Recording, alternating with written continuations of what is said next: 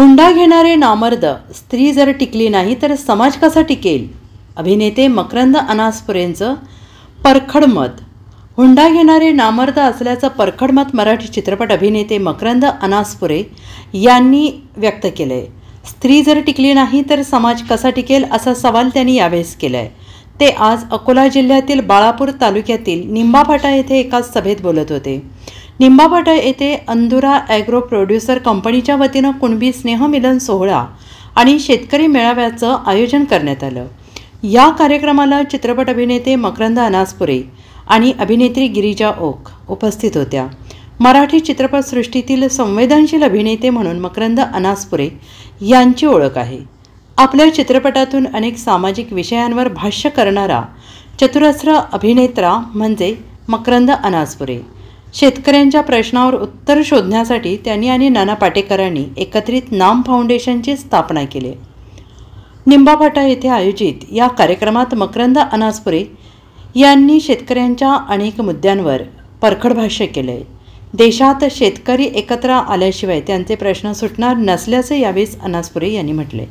याशिवाय कापूस आणि सोन्याच्या भावातील तफावतीवर त्यांनी परखडपणे भाष्य केले. जर सोन्याचे भाव लाखाच्या वर गेले असतील तर कापसाचा भाव आणखीनही कमी कसा, हा सवाल त्यांनी सरकारला केला.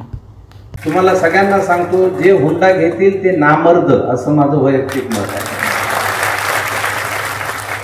कारण ती बायको लक्ष्मी म्हणून घरात आणायची, तिने आपल्या लेकरांना जन्म द्यायचा, तिने त्यांच्यावर संस्कार करायचे. मग ती घरात येताना भीक माग्यासारखे पैसे कशाला मागायचे तिच्या बापाकडे? काय गरज आहे त्याची? उद्या जर स्त्री टिकली नाही तर समाज कसा टिकेल? आपल्या देशाचं नाव काय?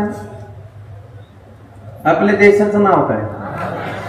भारत. आणि आपण काय म्हणतो? भारत माता की जय. कशामुळे?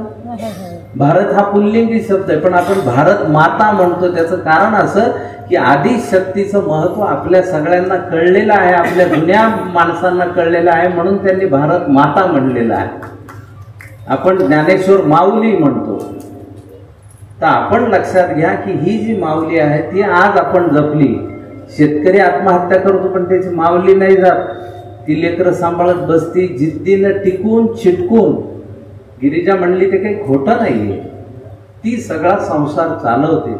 त्याच्यामुळे आपण हे लक्षात घेतलं पाहिजे की आपल्या माऊलीलाही आपण उभं केलं पाहिजे. आणि या सामूहिक विवाहासाठी तुम्ही आज इथे आवाहन केलं, सगळे जण येतील, त्याचा काहीच विषय नाही. त्यामुळे त्याबद्दल तुमचं प्रसन्न भाऊ मनापासून मी अभिनंदन या मंचावरून करतो.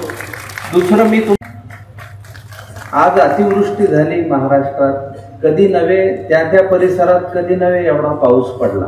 त्याच्यावर आता चर्चा चर्वणं होत राहतील.